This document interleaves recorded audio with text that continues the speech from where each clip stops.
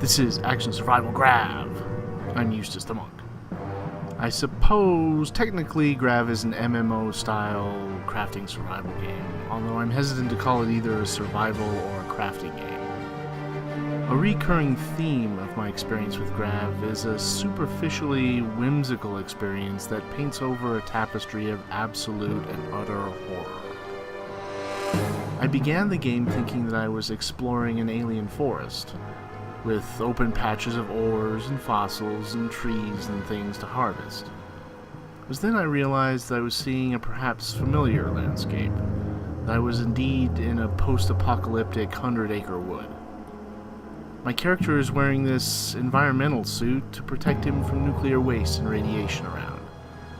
There's these random toxic clouds floating still, clinging to the ground like poison gases used in the First World War.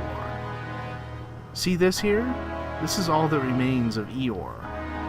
The little bees and big bug things are actually what remains of the heffalumps and the woozles. Mutated by their twisted environment, their numbers spreading out over the 100-acre wood, because Pooh Bear and Piglet aren't around to keep their numbers in check by putting out little traps.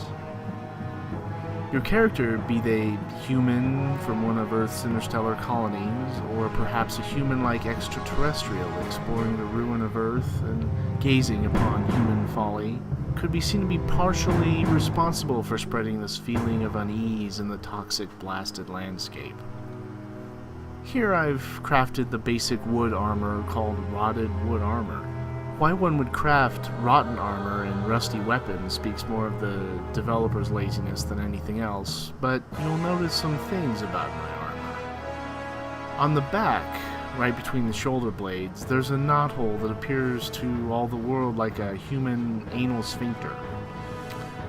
And the faceplate looks, well, looks like the rest of my experience with GRAV, a veneer of whimsy, stretched thin over what can only be seen as a personification of monstrosity and dread.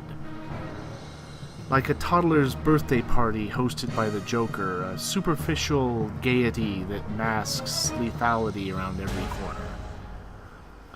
To its detriment, the game itself is based on an MMO foundation. Everything is made with the mindset that there's going to be other players around that need a gameplay experience that's similar to yours, even if you're playing a single-player game. So resources are all spawned above ground and respawn fairly frequently. There's no mining, just find a patch of what you need and shoot it with your harvesting laser. Cut down trees, respawn shortly, patches of ore, gems, or fossils are also rapidly replaced. The inventory system is terrible. It's essentially just a dispassionate list of everything you've collected or crafted. There's no graphical interface to manage your inventory. Just click these little buttons here. That'll be fine. The building system is what I would call uninspired, to put it mildly. Building bases just isn't fun, as the buildings don't really do anything. The crafting system is shit, frankly. And to craft, you just build these little consoles that make the objects that you'll need. Like, here's an armory to make the ammunition for my handgun, and it just spews the ammo out all over for me to pick up rather than adding it to my inventory. The stupid part of the crafting system is that, like an MMO, you need blueprints to craft anything. And just like an MMO, you find blueprints by killing mobs. Named mobs like this one have the best chance of dropping the blueprints that you need. GRAV's crafting system does what a lot of lazy games do with their crafting, and that is the base level of items that are craftable are abjectly worthless. Rotten wood clubs and armor, rusty pistols and rifles, things that you would never make if you were actually crafting them to survive. Why craft a rifle that's rusty already? Think about it. You'd have to be a moron to feed the blueprints, including rust, into your crafting station. Hello, I'm ready to process your blueprint and produce an assault rifle. Just a second, could you coat it in rust? I'd like a rusty assault rifle. I beg your pardon, sir? Yeah, a nice coat of rust on the bolt and bolt carrier. I like to have to put the stock on the ground and kick the bolt open to load around into the chamber. Are you certain, sir? Yuppers, just get me that rusty assault rifle. Will that be all, sir? Well, now that you mention it, could you leave off the butt plate and give it a cracked stock too? That'd be great. Ridiculous.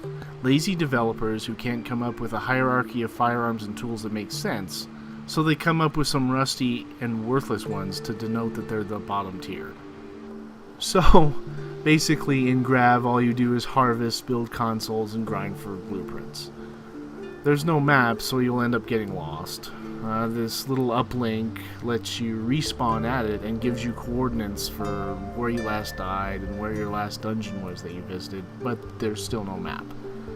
You'll get enough rations from killing mobs that you'll never have to craft any food ever, so there's really no survival aspect to this game. Just stab a monster and out his ring piece will shoot a small ration for you to eat. Great.